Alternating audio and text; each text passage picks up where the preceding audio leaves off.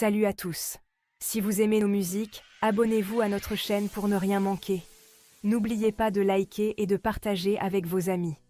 Votre soutien nous motive énormément et nous encourage à publier encore plus de super morceaux pour vous. Merci et à bientôt pour de nouvelles découvertes musicales.